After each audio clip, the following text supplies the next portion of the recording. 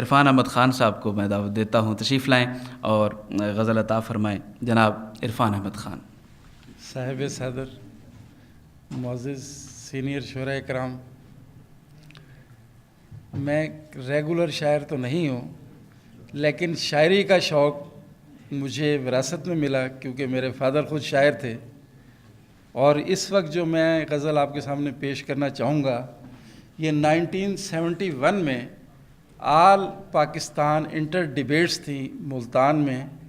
اور عبدالحمید ادم صاحب کا طرح مصرع تھا کہ تو جو پانی کو دیکھے شراب ہو جائے، اور انہی کی صدارت میں یہ غزل میں نے کہی تھی،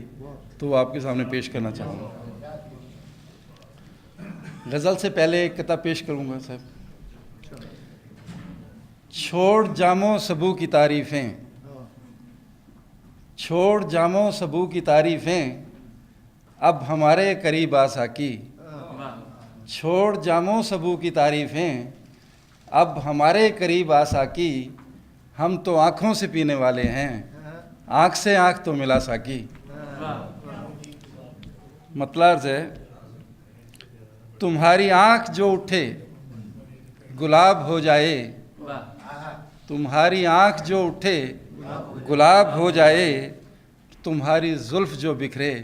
سحاب ہو جائے، تیری نگاہ کا اعجاز کوئی کیا جانے کہ تو جو پانی کو دیکھے شراب ہو جائے، تیری نگاہ کا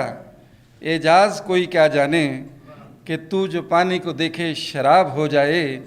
اور چمن میں بکھرے ہیں اور آ کے گل بہاروں میں،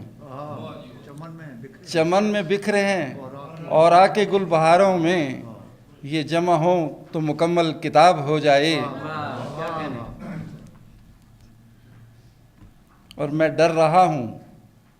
سفینے کا حشر کیا ہوگا، میں ڈر رہا ہوں سفینے کا حشر کیا ہوگا، جو ناخداؤں کی نیت خراب ہو جائے، میں ڈر رہا ہوں، میں ڈر رہا ہوں سفینے کا حشر کیا ہوگا، جو ناخداؤں کی نیت خراب ہو جائے۔ ساقی صاحب ایک شعر ہے، جہاں بھی تیری جبیں پر کوئی شکن ابھرے، جہاں بھی تیری جبیں پر کوئی شکن ابھرے، تو رونما وہیں یوم حساب ہو جائے، جہاں بھی تیری جبیں پر کوئی شکن ابھرے، تو رونما وہیں یوم حساب ہو جائے۔ اور مختار سے ایک شعر اور، سوری، ہماری خنجر قاتل سے استدعا یہ ہے، ہماری خنجر قاتل سے استدعا یہ ہے، جو زخم دل کا کھلے وہ گلاب ہو جائے۔ اور مکتا ہے، وہ لب کھلیں تو سحر مسکرا اٹھے عرفاں، وہ لب کھلیں تو سحر مسکرا اٹھے عرفاں، وہ لب ملیں تو غروب آفتاب ہو جائے۔ بہت اچھا، بہت اچھا۔